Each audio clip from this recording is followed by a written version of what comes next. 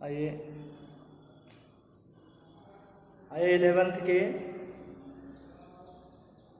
सामान्य हिंदी क्लास के लिए आप सभी विद्यार्थियों का स्वागत है।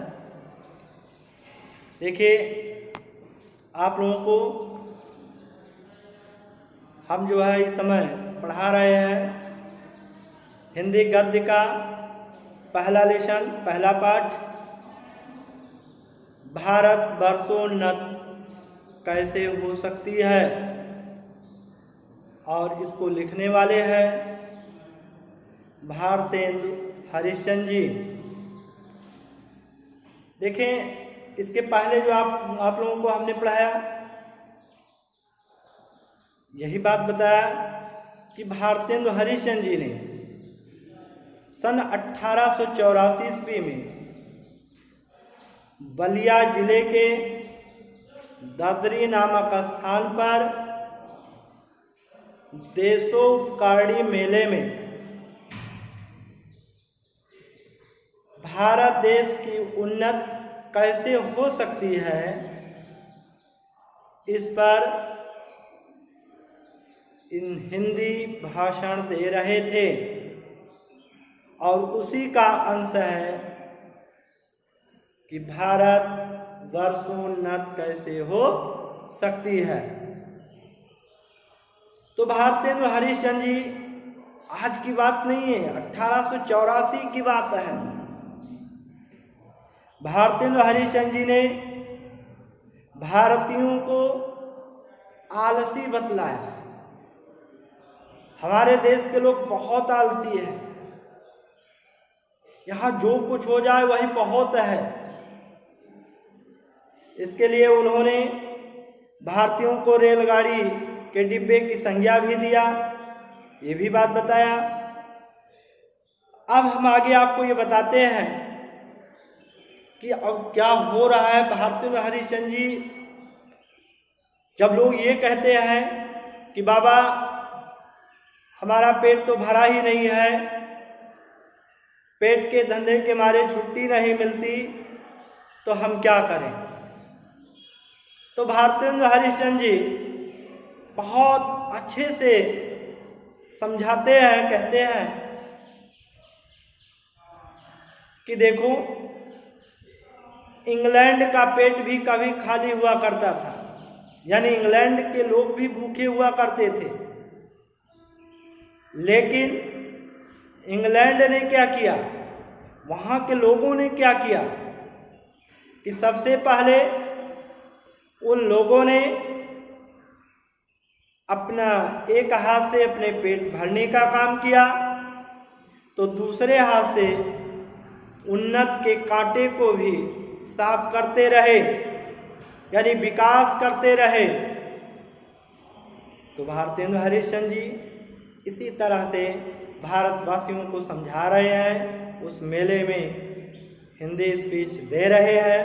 आगे और क्या कहते हैं, जो कुछ पैराग्राफ आगे बचा हुआ है हम आपको बताते हैं कि अब भी तुम अपने आप को ना सुधारो तो तुम ही रहो, और वह सुधारना ऐसा भी ना होना चाहिए कि सब बात में उन्नत हो, धर्म में, घर के काम में, बाहर के काम में, रोजगार में, शिष्टाचार में, चाल चलन में, शरीर में, बल में, समाज में, युवा में, वृद्ध में, स्त्री में, पुरुष में, अमीर में, गरीब में, भारतवर्ष की सब अवस्था, सब जात, सब देश में उन्नत करो।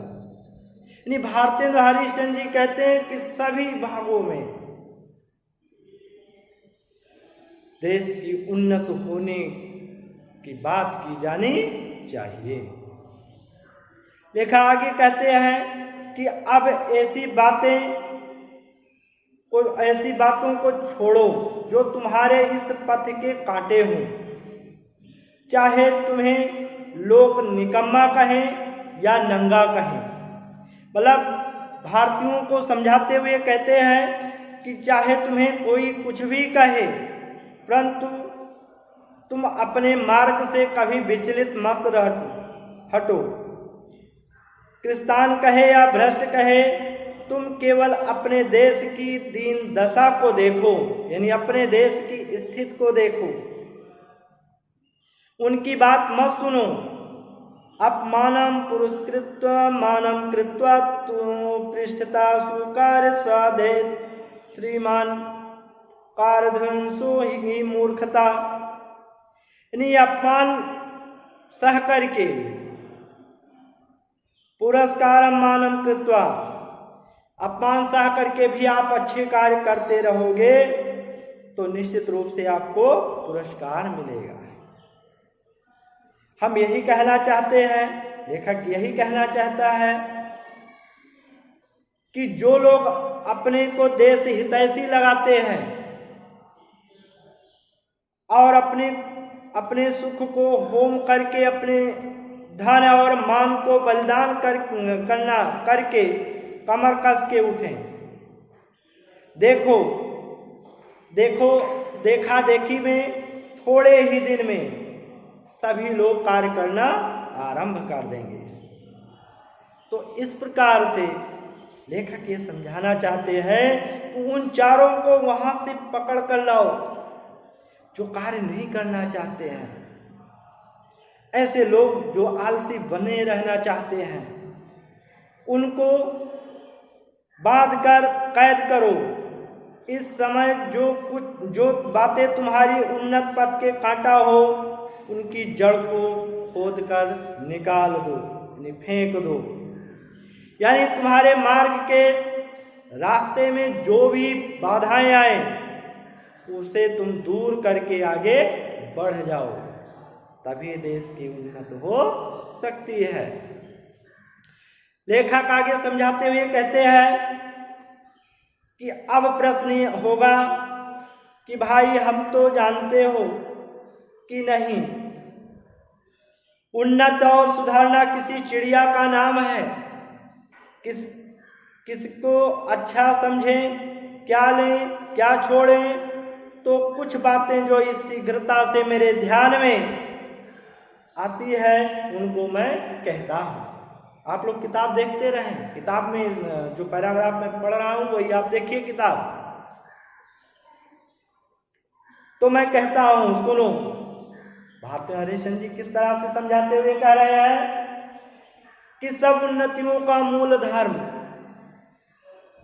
इससे सबसे पहले धर्म की ही उन्नत करनी उचित है।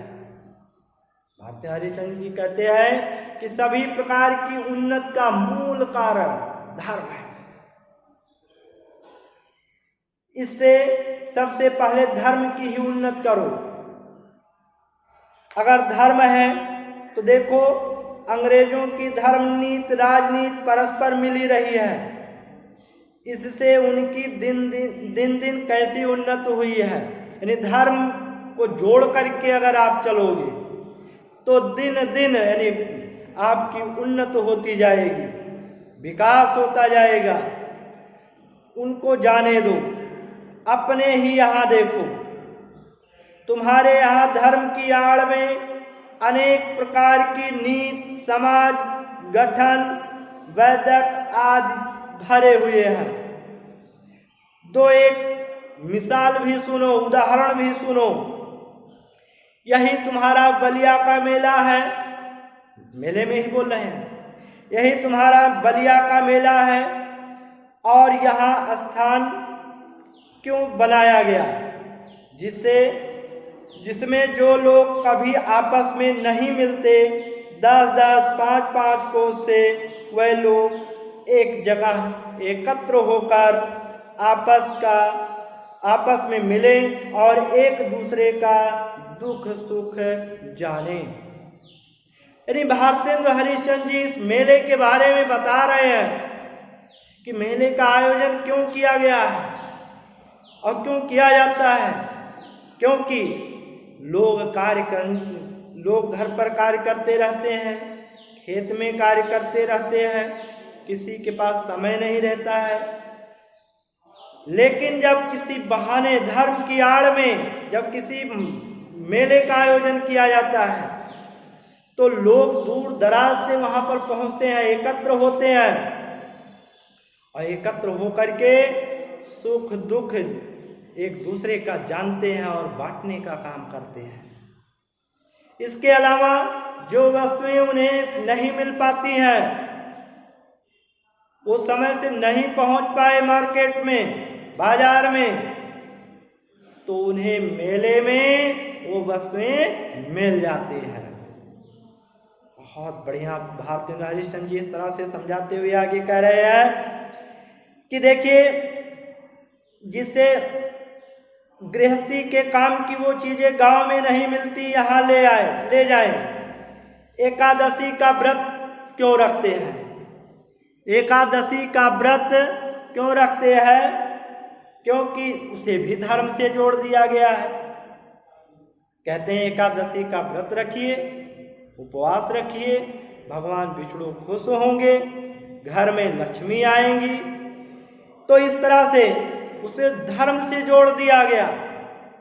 और सही बात तो यह है कि व्रत रखने से आपका शरीर स्वस्थ रहेगा, आपकी पेट की सफाई हो जाएगी, और यहाँ तक कि व्रत रखने से देश का जो अनाज है वो भी बचता है।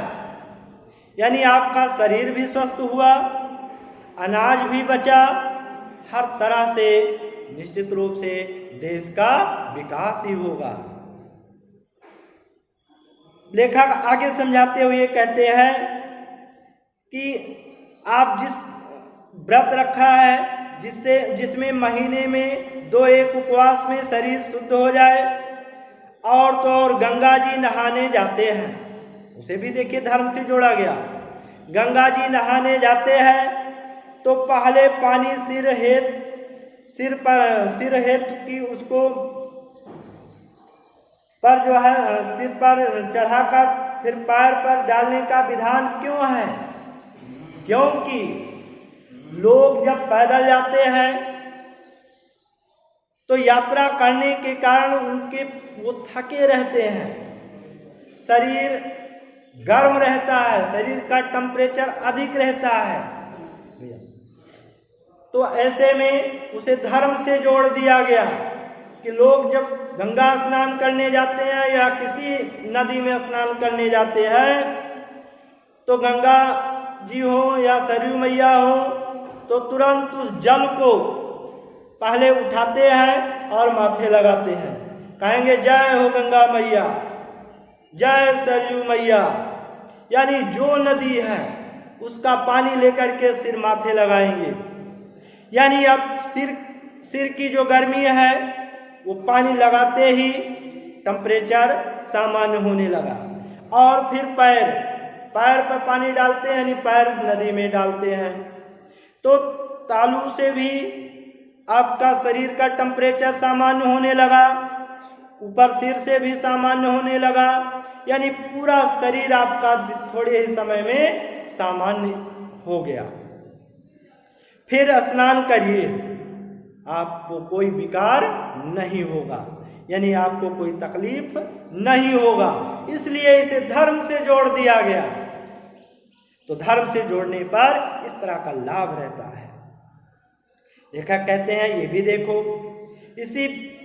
इसी जो है इसी तरह से इसी बहाने साल भर में एक बेर सफाई भी हो जाती है। दीपावली का त्योहार देख लीजिए, यही त्योहार ही तुम्हारी म्यूनिसिपालिटी है। म्यूनिसिपालिटी मीन्स नगर पालिका, यानी ऐसे सब पर्व तथा सब तीर्थ आदि में कोई हिकमत है तो उन लोगों ने धर्म नीति और समाज नीति को दूध पानी की भांति मिला दिया।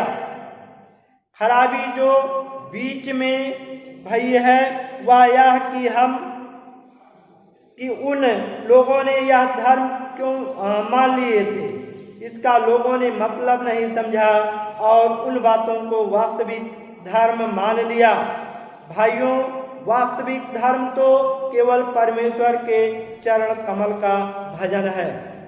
लेखक बहुत अच्छे से धर्म के बहाने समझाने का प्रयास करते हैं कि धर्म की ही बात को लेकर के कहते हैं। देखिए, कि हमारे देश में जो त्योहार हैं वो भी त्योहार के बहाने ही घर की साफ सफाई हो जाती है। जैसे समझाते हुए लेखक कह रहे हैं, जैसे म्यूनिसिपैलिटी यानी नगर पालिका नगर की साफ सफाई करवाने की काम करती है और प्रकाश का प्रबंध करवाती है, ठीक उसी तरह से दीपावली जैसे त्योहार हमारे आने पर लोग घर की साफ सफाई करते हैं और दीपक जला करके उस त्योहार को मनाते हैं। तो निश्चित रूप से उस धर्म की आड़ में हमारे देश में साफ सफाई भी होता है और वातावरण भी शुद्ध हो जाता है। अगर इसे धर्म से ना जोड़ा जाए, धर्म से ना जोड़ा गया होता तो शायद दीपावली इतना बड़ा त्योहार ना मनाया जाता। इसलिए भारती हरिश्चंद्र जी समझाना चाहते हैं कि कोई भी कार्य हो उसे धर्म से जोड़ दिया जाए तो लोग उसे करने में बड़े प्रसन्नता के साथ आगे बढ़ते हैं। अब ये जो है इसी तरह से कक्षा 11 के विद्यार्थी यानी भारतवर्ष उन्नत कैसे हो सकती है, इसमें से कोई एक पैराग्राफ आप लेकर के उसी में से आप रेखांकित करोगे और रेखांकित करके फिर उसमें से 5 क्वेश्चन बनाओगे और 5 क्वेश्चन बना करके उनके उत्तर अपने कॉपी में लिखोगे। इसके पहले हमने आपको बताया है कि कैसे आपको क्वेश्चन बनाने हैं और कैसे आपको उत्तर देने हैं। धन्यवाद। अगले टर्न पर फिर हम आपसे मिलेंगे। ओके।